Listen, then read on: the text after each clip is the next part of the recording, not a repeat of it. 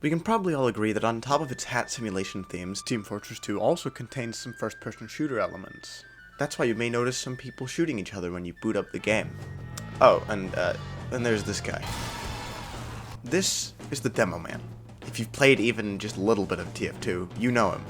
He's by far the most explosive class in the game, toting not one, but 2 explosive weapons by default, even having an unlockable melee weapon that also explodes.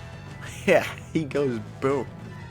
But what if we take away his sticky bomb launcher and instead give him a shield that lets him charge into battle, granting him a crit swing with melee if he attacks right at the end? And what if we take away his grenade launcher and give him a pair of boots that buff his movement speed and max health? And also switch that bottle for a big ass sword. That's the Demoknight, a class destined for either mediocrity or the most glory you've ever seen in TF2. Depends how lucky you get with the enemy team. You see, Demoknight has a little problem called being not good. As a Demoknight, the game ends once you meet a pyro with basic understanding of how a mouse works. Let me demonstrate. Yeah, when Demoknight gets countered, he gets hard countered. The hardest of counters. There's also the Heavy, who just has too much health and DPS. And sometimes a fucking Natasha, so you just kind of die if you don't have teammates. And Scout can just kind of... Sentry guns also just ruin your day. So yeah, turns out that you, in a first-person shooter, benefit from having a ranged weapon. Who would have thunk? The last thing that counters you? I will answer this question by asking this question. Who would win? A little Australian man with an oversized knife, or a massive Scotsman with a fucking sword? The Australian wins. He got a random crit. Yeah, random crits are a pain in the ass. And even if you don't think you could hate them more, you probably could if you tried Demoknight. The fact that you could run up to pretty much anyone and they just luck their way out of a decapitation is so dumb and I hate it, but I don't think we need another video explaining exactly why random crits are a horrible game mechanic that has no place in any competitive game that features guns. Oh, and I should probably also touch on trick stabs, mostly since Lazy Purple covered that as a counter to Demoknight in his video. So as a message to him, and all of you who share that same opinion, get good. No, I'm serious. Get the fuck good. As a Demoknight, you have to adapt, and through Demoknight, I got really good at avoiding trick stabs. It's honestly a pretty good method for practicing countering these montage maker wannabes. Just maintain your sword's range and learn their movements and you'll be fine. With all that said, would I, and a lot of others, really main this fool if he was exclusively terrible? No. Even though he's ineffective in a lot of situations, it's some of the most fun you can have online.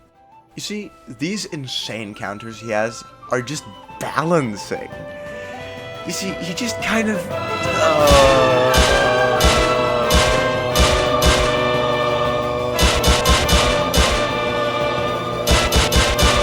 yeah. He does that. Demoknight is a package deal that comes with an inability to deal with pyros, and the ability to one-shot 7 out of 9 classes. 8 if Soldier has taken literally 5 damage, which is pretty likely. Of course, this is ignoring the fact that most pyros have a working mouse 2 button, but let me explain. As I mentioned earlier, as a Demoknight, you'll have a shield equipped. If you right-click while using that shield, you'll charge, sending you running very fast forwards. You don't have much turn control while doing this, but when you get near the end of a charge and you see the bar turn red, oh, if you swing that sword of yours, you'll get a guaranteed critical hit, totaling 195 damage on most melee weapons.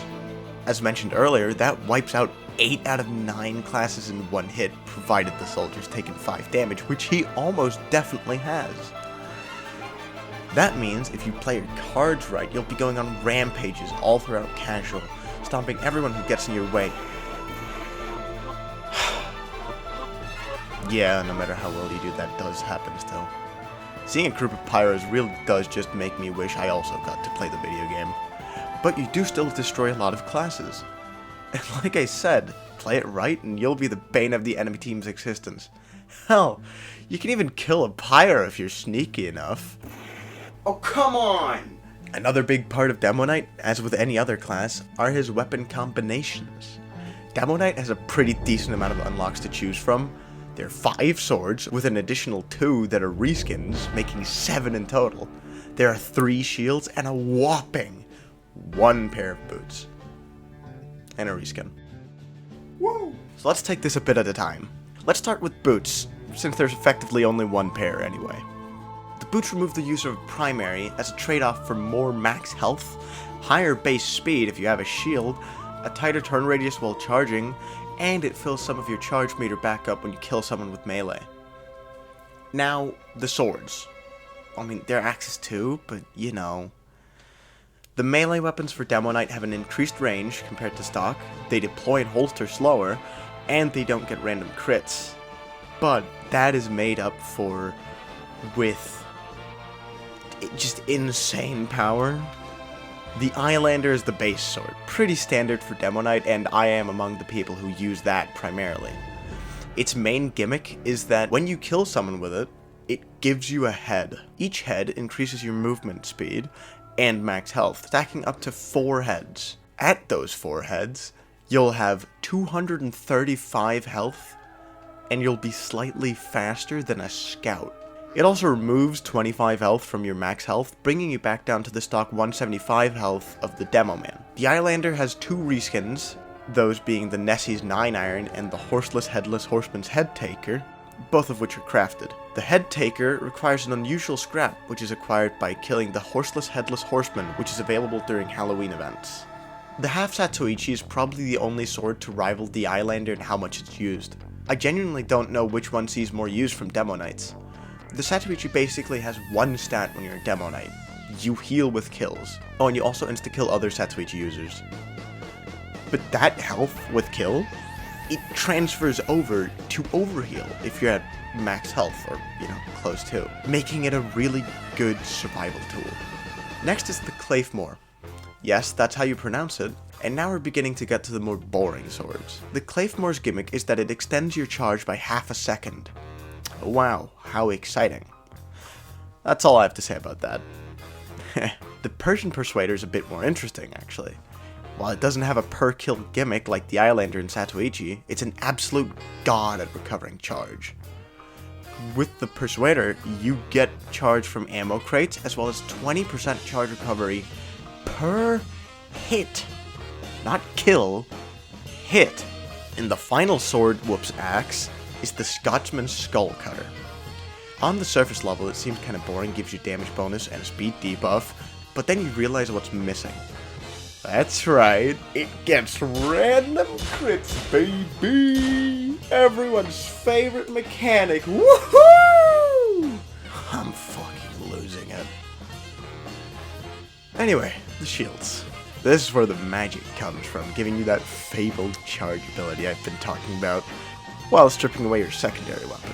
Also, if you hit someone while charging, it does damage, which is pretty funny, though it can be a bit annoying when you lose a melee kill to it, or worse, it bounces the enemy out of your range. Now, first on the chopping block, the Charging Targe. On top of all the charging stuff, it gives you some fire and explosive resistance, which is pretty neat. The Splendid Screen is a bit more interesting to me, and it's also the one I personally use the most. While it still gives resistances, they're smaller, but in trade-off you do more damage ramming someone while charging, and most importantly, a 50% faster recharge rate, which is godlike. And last, but definitely not least, the Tide Turner. This shield gives even less resistances and even has a debuff, but it gives the benefit of melee kills, refilling 75% of the charge meter, which you might notice adds up to 100% if you have the boots.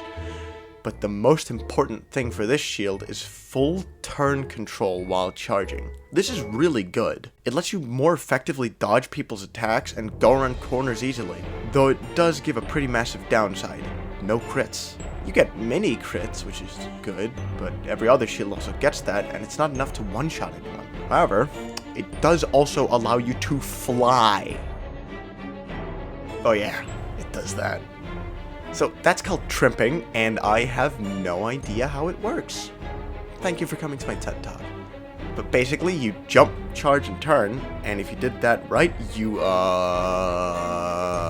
it's really useful, and on some maps, I switched to the tide turner exclusively because that map has good trimping options. Maps like Harvest, where you can just, oh yeah, excuse me here, while I teleport to the other side of the map.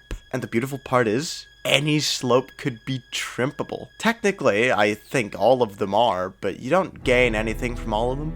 And it doesn't have to be a direct angle since you have the amount of turn control that you do with the tide turner. So, 2-fort. The bridge.